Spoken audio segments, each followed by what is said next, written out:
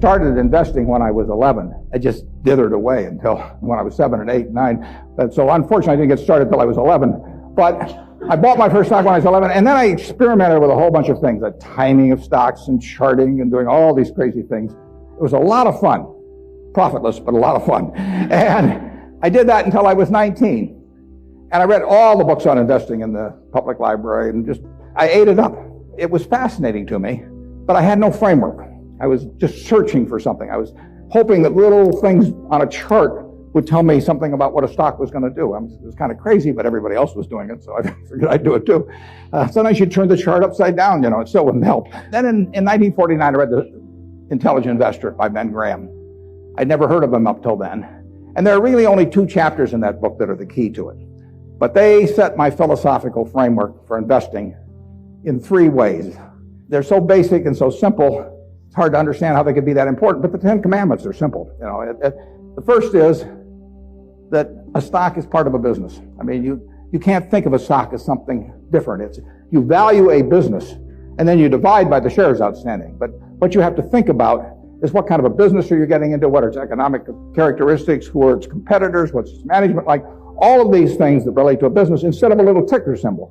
I used to know when I was 11 or 12 the ticker symbols of every company virtually on the New York Stock Exchange. I could mark the boards at Harris Upham, but I didn't know anything. I mean, I knew that X was U.S. Steel and T was AT&T and so on, but I didn't know anything. I didn't know what was behind them. So I had to start looking at these little symbols or these little names in the paper as businesses and decide, how do you value a business? What counts? The second thing in the book is that Graham gives you a marvelous set point in terms of how the investor should react to stock market fluctuations. He talks about his mythical Mr. Market in chapter 8. And there's been no better thing written in terms of the investor's attitude toward stock prices. Most people react the wrong way to stock prices. I mean, they feel good when their stocks go up, they feel bad when they go down. They think the stock market is there to instruct them. And Mr. Market is this partner you have in investing. He's a remarkably obliging partner. This guy comes around every day and he tells you what he'll pay you for your interest in the business or what he'll sell you more at the same price. Nobody ever does that in private business. If you and I owned a gas station together, and I said, every day I want you to come in and offer me your half interest in the station, and I can either buy your half or sell you my half at the same price, and you have to come in every day and do it, you'd be at a terrible disadvantage.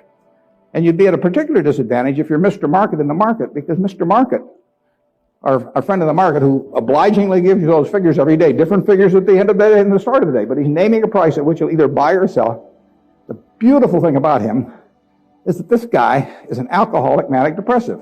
I mean, he is as unsound as they come. He wanders around all day, and looks at the crazy things, and he's going to name all kinds of crazy prices. And you don't have to pay any attention to him, except when it's to your advantage to do so. If that's once a year, if it's once every 5 years, it's one stock out of 3,000. All you have to do is sit there. You have no moral responsibility to this jerk. He is naming these numbers. You didn't ask him to, but he's doing it. And all you have to do is pick the one time when he is particularly depressed or particularly manic or particularly drunk or whatever it may be. And the market will be all of those things. And you take advantage of it. And that's what's remarkable about stocks, if you think about it, is that if you look at the high and low on all of these American companies for the last year, you'll see case after case after case where the high is twice the low. Now that's for a sound American business, is running along, paying people, selling goods, and so on.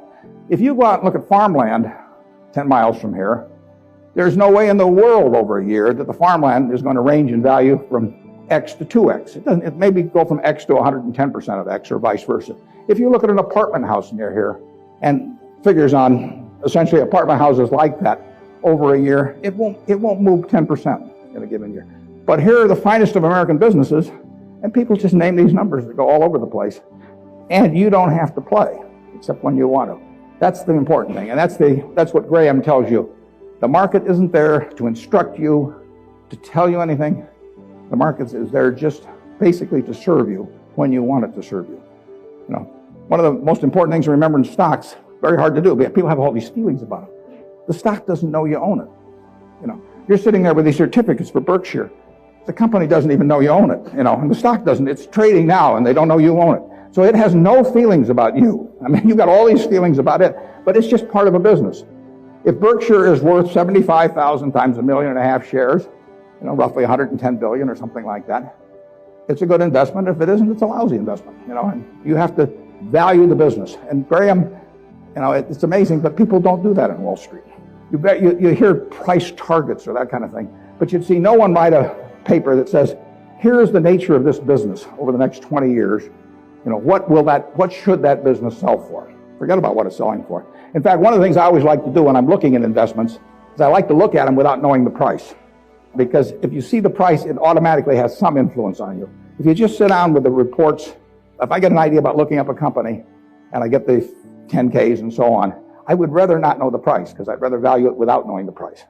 When I used to handicap horses when I was a kid, one of the things I would do is I'd get the racing form ahead of time. And if there were 9 horses in a race, we'll say, obviously the probabilities of each one winning the race had to add up to 100%. I mean, one horse was going to win the race absent a dead heat, or all of them dropping dead on the backstretch. So if you went through the racing form, and I would look at the third race at Hialeah, I would try to figure out the percentage chance of each horse winning the race, and that had to add to 100%. Then I would compare those percentages to the odds. But first of all, I wouldn't look at the odds first. I would look at the past performance and all of that thing first. Stock market's the same way. Third thing in Graham's book is the margin of safety. If you come up to a bridge and it says capacity 10,000 pounds and you're driving a 9,800 pound truck, you drive down further and find another bridge. I mean, nobody knows exactly what that capacity is, and sign may have been put up 3 years ago. So you always leave a margin of safety. You don't try to cut things that close. You wait till something kind of shouts at you in the stock market. And with those 3 principles, you can build all kinds of structures on that. But that's the foundation. And if you've got that in mind, and that's in the intelligent investor, I've never found anything that remotely compares with it.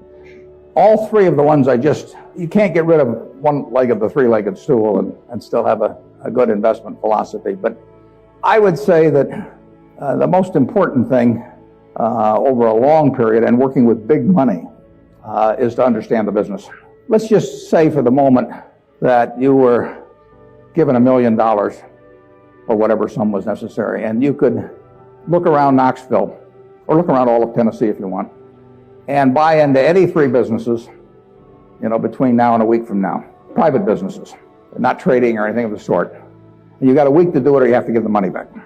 What will you be doing during the next week? I mean, you can look at all these companies. Some of them you're quite familiar with. Some of them you're less familiar with. Some of them you know by reputation. Some of them you know the management. Some of them you don't. You know their competitive situation. What will you be thinking about during that 7-day period? How will you actually be screening these companies out? I think you'll look for 3 businesses, and you can't trade them after you buy them. You're going to own them the rest of your life. You're going to be looking for businesses that have enduring competitive advantage. You don't want to buy a Burger King franchise just because nobody's come within 10 miles of it yet, because Wendy's and McDonald's and all of those will be there pretty soon. I mean, it isn't necessarily who's earning the most money now. You're going to look for something with enduring competitive advantage. Now that takes a business with some kind of a moat around it, because capitalism, by definition, is a system where every time somebody has an economic castle, somebody else is going to come after it. It's just the nature. If you open a restaurant and it's successful here in town, somebody's going to take your menu and probably take your chef, maybe cut your price, maybe offer a little more parking, maybe be a better okay, whatever. I mean, capitalism consists of going after the other guy's castle. If that's the case, you want a castle with a big moat around it. There's a lot of ways you can have a moat around something. You could have it by patent protection. You could have it by location in certain areas. I mean, if you have something in people's mind, like Coca-Cola, 6 billion people in the world, practically all of them have something in their mind about Coca-Cola, largely favorable. They don't have anything in their mind about RC Cola. And if RC Cola spent $1 billion advertising, they wouldn't have anything in their mind about RC Cola. But they've got something in their mind about Coke, and generally it's favorable. That's why Coke wants to be where people are happy, because they want to be at the theater. They want to be at Disney World. They want to be at the World Series. They want always have you drinking that drink of Coca-Cola while at the same time experiencing happiness. And if they do that, they're going to sell a lot of Coca-Cola. And it won't make any difference if somebody is a half a cent less on some serving than Coke. So that's an enduring competitive advantage. And you want it run by honest and able people. You don't want to go in with a crook, and you don't want to go in with a dope. Now, the best businesses to buy are the ones where you could have a dope in there. I mean, Peter Lynch says, buy a business that's so good that an idiot can run it because sooner or later one will, and there's some merit to that. In fact, I got a question the other day from a student group, and they said, what's going to happen to Berkshire when you go gaga? And I said, well, Berkshire's so good that I can go gaga. In fact, I may even be, those are the kind of businesses to own. So you want a management that's able and honest. And then you want a price that's sensible. And that's what you'd look for. You'd go around Tennessee, got a week to do it, and you'd immediately screen out a whole bunch of things. You just know that they weren't a fertile area, That's an important thing to be able to do, to know, just get rid of all kinds of things. There was a great article in the New Yorker 30 years ago when Bobby Fischer was playing Spassky in a famous chess match which drew attention around the world. And they examined how the mind could, with billions and billions and billions of possibilities, how it could group things so as to immediately cast it down to where you had like 4 options.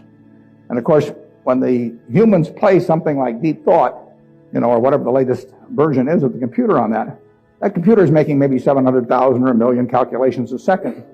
And the human mind is competing against that. But the computer is checking every possibility. And the human mind somehow has this ability to cast out 99.999% of those things that the computer has to go through in order to focus on the 3 or 4 possibilities that really make sense. And investing's a lot like that. It's not that tough because there aren't that many companies. But you want to cast out all kinds of things.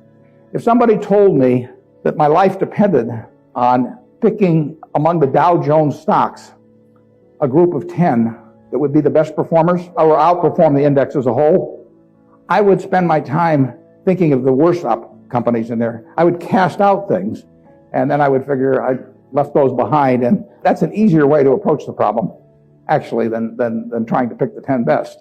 If you were thinking about the state of Tennessee, there's a whole lot of things you wouldn't examine.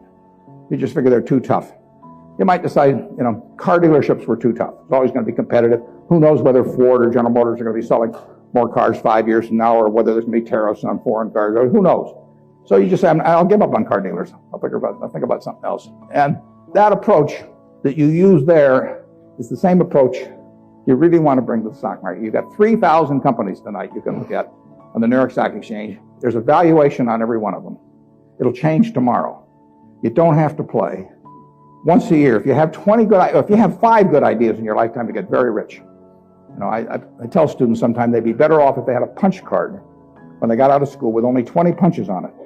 Because then, instead of listening to somebody at a cocktail party and then going out the next morning and buying some shares, they'd really think about every punch. That's all the punches you get. 20 punches is plenty. You just have to make sure that you don't do any of them for frivolous reasons. We never want to buy anything small at Berkshire. It just doesn't make any difference. We want to think about things that can move the needle. And that gets tougher as the capital gets greater. But that's the way to focus on investments.